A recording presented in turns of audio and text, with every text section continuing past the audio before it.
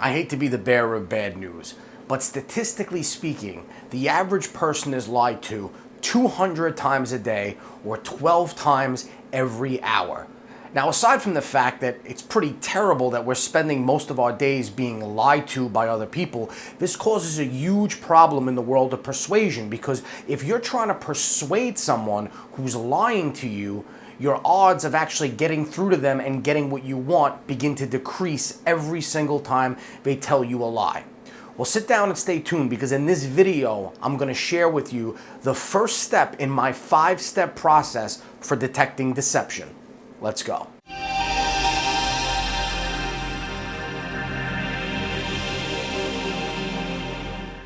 The very first step in the deception code is called gathering intelligence. It's about learning as much as you can about the person that you believe is deceiving you. And this is the cornerstone of everything that I teach people about detecting deception. You want to establish something called a baseline for the person that you're observing, or their typical behavior and verbal patterns. Once you establish this baseline, you can then utilize all the data you observe and cross-reference it with the person's baseline. Now, this is where the majority of mind reading detection and detecting deception programs fail. They show you how to read people, but then they leave out the other half, the most important part of the equation. If you try to read someone without first establishing a baseline, then all you're doing is observing that person's behavior at any particular moment, at any particular time. You don't really know whether or not that's a result of them lying to you, or it's just something that they do normally, habitually, by nature. Now, when you can establish a baseline and understand their normal behavioral and speaking patterns, you're then able to cross-reference those patterns and gauge when a person is deceiving you. So the first thing that you need to do is ask open-ended questions, right? You always want to ask open-ended questions when you're gathering intelligence, and the reason why is because open-ended questions are the opposite of direct questions. You want to observe a person's normal behavior. Everyone has basic behavioral patterns, and they have triggers that set them off when they're under stress, when they're experiencing discomfort, or when they're lying to people. So, how does this person normally act and speak? What words do they use, and how do they act when they're under stress? These are the questions you want to ask yourself. Where or when do you see the differences between those two things? Between how they normally speak versus how they act and speak when they're under stress. Now, you only want to ask 1 or 2 easy questions. You do that by taking the focus off of them for a second. Hey, did you play Nintendo when you were a kid? Do you remember Super Mario Brothers? All you're doing is positioning them to answer questions from you. Now, after that, you want to share something about yourself and then ask them a personal, open-ended question, but one they would have no reason to lie about. For example, I have to go take my son to pick up his new bike. Do you remember the first time you rode a bike? A person is going to have very little reason, if any reason, to lie about that, right? So what you're doing is you're mentally engaging them and preparing them to answer other questions from you. Now, the second thing that you want to do is establish rapport.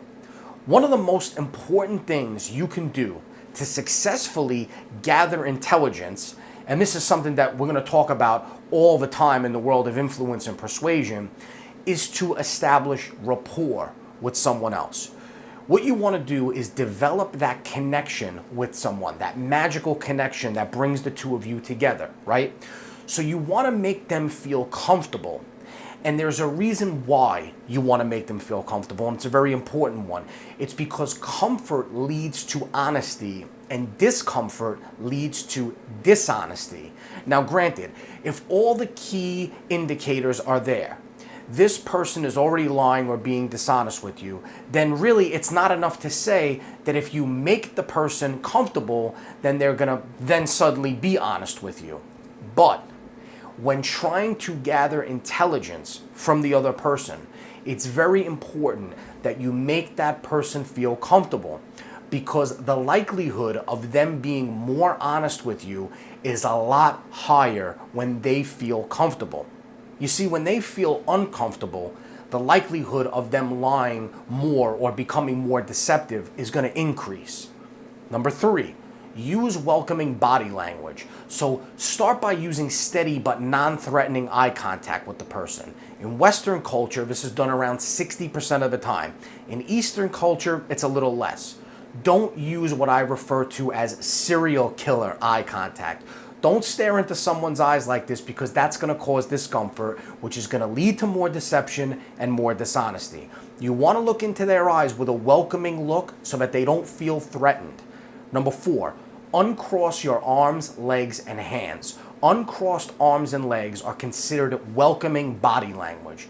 Even if that's something you normally do, you will be sending a subconscious message to that person that you need to protect yourself. It's non-welcoming. So don't fold your hands together. Don't cross your arms. Next, lead with empathy. Put yourself in that person's shoes as much as you can. Try to identify with them. When I managed 50 employees and an employee accused someone else rather than taking responsibility for something that they did, I always tried my best to put myself in that person's shoes to understand why they did it. Why? Because if I can understand why a person does something, it teaches me how to be more successful in identifying how other people do what they do. It also enables me to establish more rapport, which is going to help me get more information out of that person. So never throw the baby out with the bathwater. Even if a person admits to doing something wrong, always lead with empathy. Put yourself in their shoes. People love to talk, especially about themselves. There have been numerous studies that suggest that people never even listen to other people when they're talking. They're just waiting for their own turn to talk. Don't fight that. Don't form a bad opinion about that. Capitalize on the fact that it's human nature. If you take the time to listen to people, you're creating a comfortable environment for them. Subconsciously and subliminally, you're helping a person feel more comfortable around you. Next, mirror the person. So mirroring is basically replicating the actions of someone else, almost as if they were standing in front of a mirror. If someone raises their right hand, you raise your left hand. You want to mirror their body language. If a person leans in, you want to lean in. If they're leaning back, you want to lean back. If they have their hand on the table, you want to have your hand on the table. But you have to be subtle. Otherwise, you will create discomfort. Always try to have interactions with people in casual social settings. Formal settings increase discomfort. Gradually work toward getting information from people and create a context around the conversation that is always very low pressure. So now that we understand the basics of gathering the intelligence, let's talk about establishing the baseline. A baseline is a collection of normal behavioral patterns that your target, who you believe might be lying to you, establishes. The reason why you want to establish this baseline so you can compare the signals of deception to that baseline. Again, this is what makes this training more superior to other ones. When you can establish a baseline in order to see what a person normally does and compare it to how they act when you're questioning them, that's when you begin to tell whether or not they're really lying to you. Everything else is just a one-way street. You could see how a person acts under certain circumstances, but you have absolutely nothing to compare it to. These points of deviation from their normal behavior versus how they behave under pressure, that's where the gold is. One study found that medical residents experiencing one of the most difficult times in their lives had body language that stayed consistent over their 2-year residencies. Their verbal norms, however, fluctuated from the beginning. So what that tells us is that verbal norms can change a lot, but a person's body language is going to remain consistent most of the time. And that's why reading body language is a good indicator for understanding a target. Understanding normal behavior patterns is the first thing to do. So how do you do that? Well, I'm going to give you a list of things to observe, about 5 to 7 different things to observe in a person that will give you the most comprehensive bird's eye view of that person's normal behavior. So the first thing is, how much space do they use? How much space does a person take up when they're moving and when they're not moving. When they talk to you, are they wide open? Are they shriveled up? What does their normal space look like? Second thing is their stance. A key indicator is a person's stance. Now, there are 3 different types of stances. The first one is the wide stance. During the wide stance, the person is gesturing outside the perimeters of their body. Also, are they sitting in a figure 4 position, or do they have their legs spread out in front of them while they're sitting in a chair, like trying to protect their territory? B, the average open stance. Are they flat-footed? Are they gesturing near their belly button? Do they use the steeple position? Looks almost like a spider doing push-ups on a mirror. Those are signals of the average open stance. The next one is the DS, or the disappearing stance. So what you want to look for are whether or not their ankles or legs are crossed. Are they gesturing below their waist near their belly button? These are different things you want to pay attention to. Again, none of this is right or wrong or signifies truth or deception. Where you begin to detect deception is where the behavior deviates from the normal behavior. First, you need to identify a person's normal patterns of behavior and then notice when the behavior changes. Next, the face. The next thing you want to look at is the face of a person. Start with the chin. Is the chin usually up or down? Some people naturally speak with their chin raised a little, like I'm doing now. Other people speak naturally with their chin down. Pay close attention to how the person normally speaks. Next, the head. Is the head normally tilted or straight? If it's tilted, what direction is it tilted in? Positioning the head to the right makes you look more attractive. Tilting it to the left makes you look more intelligent. If the person rarely tilts their head to the left and then you ask them a question like whether they've been cheating on you, they may tilt their head to the left in an effort to subconsciously look more intelligent. Why did they do that? These are the kind of things that you want to pay attention to. Pay very close attention to the head and how they normally tilt it. Next, facial touches and expressions. Do they normally touch their nose a lot? Do they touch their glasses a lot? Do they normally put their hand over their mouth while they're thinking about something? My eyeglasses are constantly falling down and I have to keep pushing them back up. I do that all the time, even when I shoot videos like this. So if I was to do that when someone was asking me a question about being dishonest with them, it would not be a key indicator of deception. It's something that I do all the time. These are the types of things that you, again, want to pay close attention to. Next is the person's fidget norm. How fidgety is this person normally? There are 3 categories. First is person is relaxed and calm. Second is that they're slightly fidgety. Or third is that they're very fidgety. Now, a relaxed and calm person can basically sit still for hours. They could sit there and have a conversation with you and pretty much remain locked in a position, almost like a statue. A person in the second category is going to change their position every 5 minutes or so. And in the third position, their legs are bouncing and moving and shaking like crazy. I catch a lot of flack from my friends because I have very shaky legs. When I used to have a desk job, people would laugh because I'd always appear calm and relaxed. But if you look below my desk, you would see my legs going absolutely crazy. But that, again, is one of my personal idiosyncrasies. It's unique to me. I touch my glasses a lot. I bite my nails sometimes, and I move my legs around like crazy. Those are not necessarily indicators of deception on my part, but they are good indicators of what my normal behavior is like, and that's what you're looking for. So I want to summarize what we just talked about.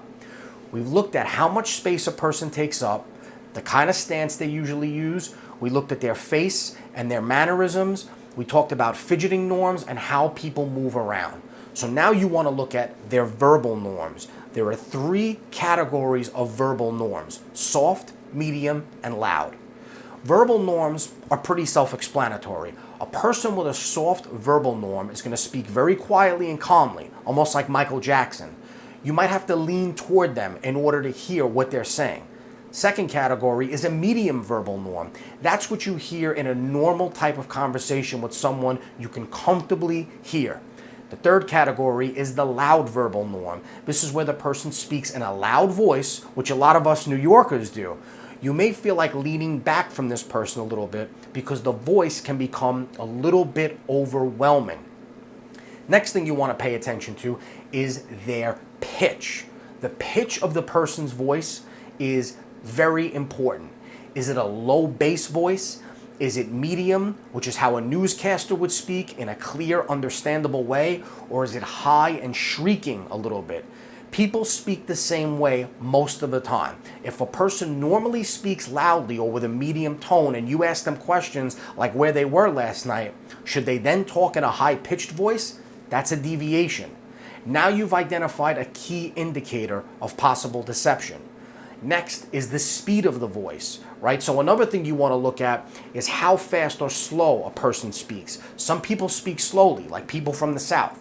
A medium speed is between 150 and 160 words per minute. Then you have people from the Northeast, like me. We're fast-paced, we talk loud, sometimes we come across as aggressive. Notice I just pushed my glasses up again. Next is the use of pronouns. You want to pay very close attention, and this is a crown jewel, to the use of pronouns. I, he, she. You want to look for the mixing up or insertion and deletion of pronouns. So let's say you ask someone what they did last night, and they tell you, I went to the store, I bought some milk, went home, showered, and went to bed. This person used the pronoun I in the first two sentences and then dropped them. I went to the store, I bought some milk, went home, showered, and went to bed. Pay very close attention to politicians when they speak because a lot of them do that. They will initially make use of a pronoun and then suddenly get rid of it. Pay very close attention to the use of pronouns when someone speaks. Next is a verbal filler. This is the last thing we want to talk about. Utterances like and ah. I used to do that a lot when I first started doing teleseminars and live speeches. It was due to a lack of confidence, lack of knowledge, and nerves. I used vocal fillers because I needed to gather my thoughts. I was stalling.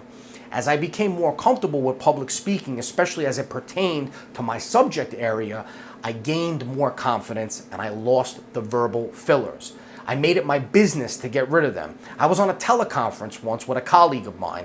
After the call was over, he took about 15 minutes of the call and put together a recording of how many times I used the word when I was speaking. It made me realize how ridiculous I sounded, and I trained myself to overcome it. So here's the key point.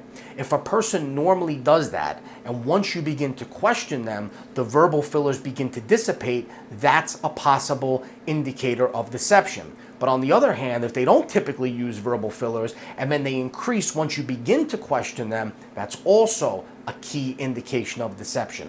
Once again, this just goes to show you that a typical pattern of behavior doesn't necessarily mean that someone's lying to you. What's more indicative of a person lying to you is the deviation from the norm. Next are absolutes. Absolutes are things like always, never, no shot, no way. Things like, well, I always talk this way. I would never do that. There's no chance. There's no shot. There's no way. I swear to God, nothing like that would ever happen. Does this person normally use absolutes when they speak, or do you rarely hear them use absolutes? It's very important to pay close attention to that. When you're looking at norms, you're not looking for keys of deception just yet. You're laying down the groundwork. So when you do interrogate a person, when you do suspect that they're deceiving you and you begin to question them, you want to look for deviations from those norms. Now, I've just shared with you step 1 in my 5-step process for decoding deception. If you'd like to learn more about the other 4 steps, you can visit deceptioncode.com.